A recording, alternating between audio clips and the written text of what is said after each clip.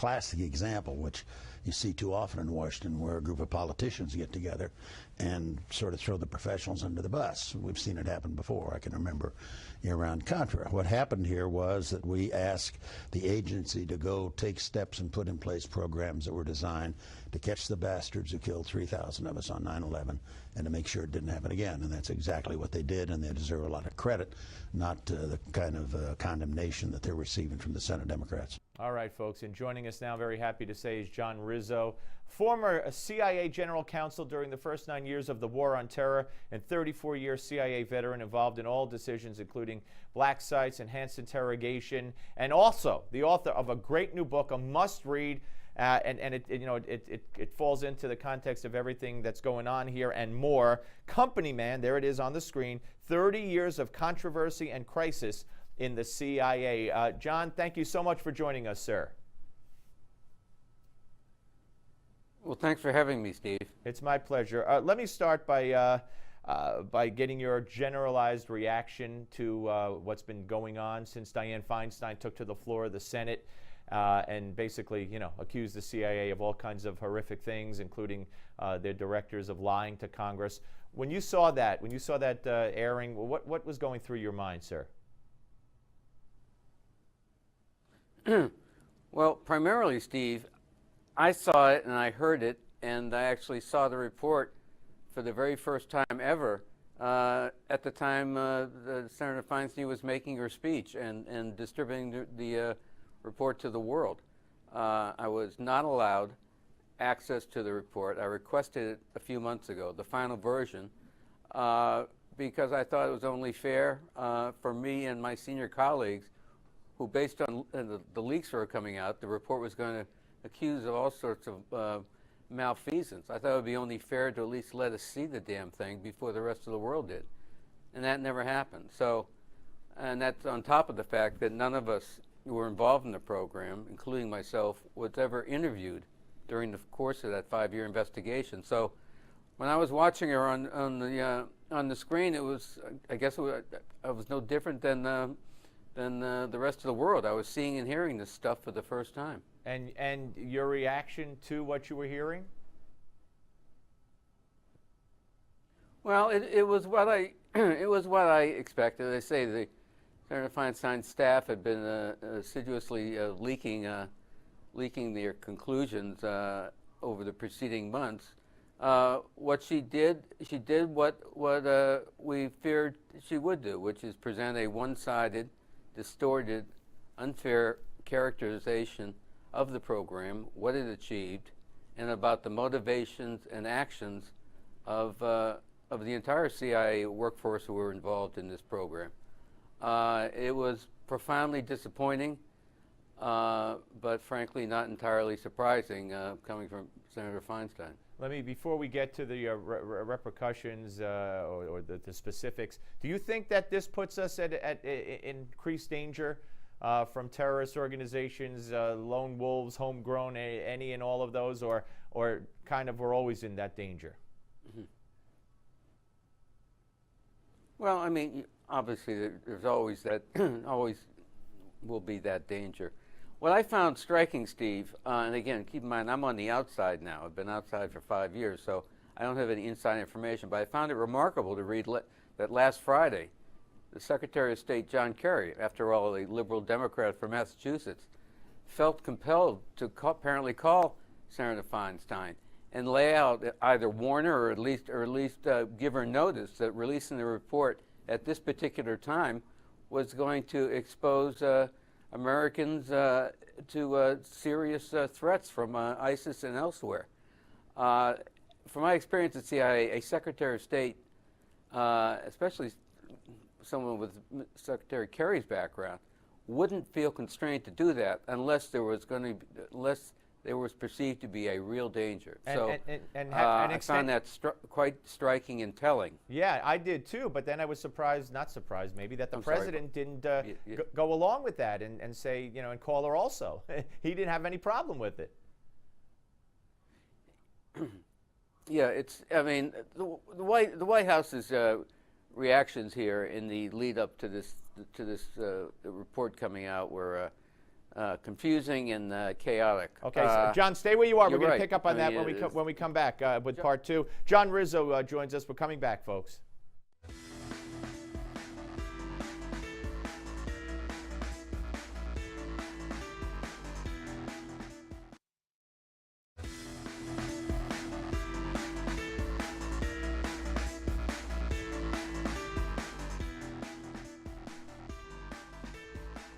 All right, folks, we're back with John Rizzo. He was the CIA General Counsel during the first 9 years of the War on Terror, 34 years CIA veteran, and he is the author of Company Man, 30 Years of Controversy and Crisis in the CIA. John, let me ask you this. You have said that some of the accusations involving maybe, I don't know if you call them rogue interrogations, but some of these things did happen, the over-the-top non-condoned interrogation methods that we've heard so much about. Is that what you're saying, that one or more of these accusations are true? Well, one or more of the incidents have been described are true, and there were, Steve, this was a program that was put together at a time of great national crisis, started from scratch under the highest urgency, and you know, I will concede that, especially in the early days, it was not managed as tightly as it could have been. And when I say there were occasional abuses, you know, they were very occasional. This program lasted 7 years, and a remarkable record, really, in retrospect, of effectiveness and prudence. But yes, there were the occasional abuses that you read about now.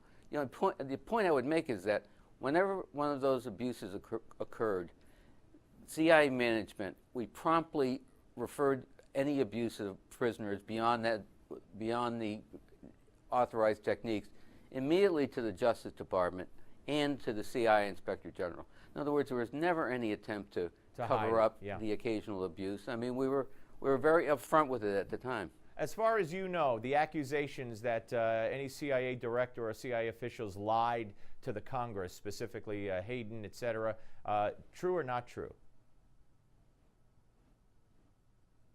Not true. Not true. I tell you, you know, the accusations are so sweeping and so general, it's just hard to know where to start. Right. But it wasn't just the Congress. We've been accused of lying to the Justice Department. I mean, to the White House. To everybody, yeah. I mean, it's preposterous. Well, my next question was, I'm sorry, what about yeah, go ahead. No, you know what is clear here is that what the Senate Democrats claim say we are lying because they have concluded the program had no merit, and we lied by their formulation because we reported to the White House and to the Congress and to the Justice Department that of the benefits of the program on an ongoing basis. I mean, that's what they claim is a lie, because they don't. You know, they rejected that premise before they even wrote a word. So therefore, in their view, everybody on our side must have been lying. All right. Did the President, John, did President Bush know about everything as it was happening, or these accusations that these generalized statements that George Bush didn't know about a lot of it until later on? Is that what's the story there? Well, you know, I get into this in my book, Steve. I do not have personal knowledge that certainly was not present in the early days and months of the program, that the President was specifically in the room when the techniques were discussed, either before they were approved or after implementation. But at the same time, I was in the room in those early days when the program was described in detail on an ongoing basis to the Vice President, to the National Security Advisor Condi Rice, to the President's Chief of Staff, Andy Card, to the President's Counsel, Al Gonzalez.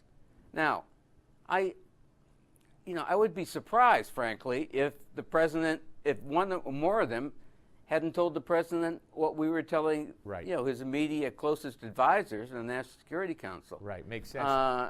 As I say, I would be surprised if they didn't, but yeah. One more, John, before we run out of time. This program worked and saved lives, did it not? Absolutely. Absolutely, Steve. Why would the CIA continue to carry on a program for 7 years when we're coming under increasingly public and political scrutiny, opprobrium, insults really to our reputations and integrity? Why would we do all that so stoically and insistently for a program that wasn't yielding anything? I mean, it beggars the imagination. Do you think that there's any possibility of fear on your part of any prosecution of yourself or anybody involved? Well, yeah, I mean, I've read the feedback and the fallout from this, and from these overseas international courts of one kind or another, indicating that urging that any of us named in the report as having participated in this program could be subject to arrest if we travel to certain parts of the world, including Europe. John, so yeah, I'm concerned about that. John, I won't deny that. John, thank you so much, sir. Great luck with the book, Company Man, and Merry Christmas to you. Thanks for your time, sir. Thank you so much, Steve. John Rizzo, ladies and gentlemen. Don't go away.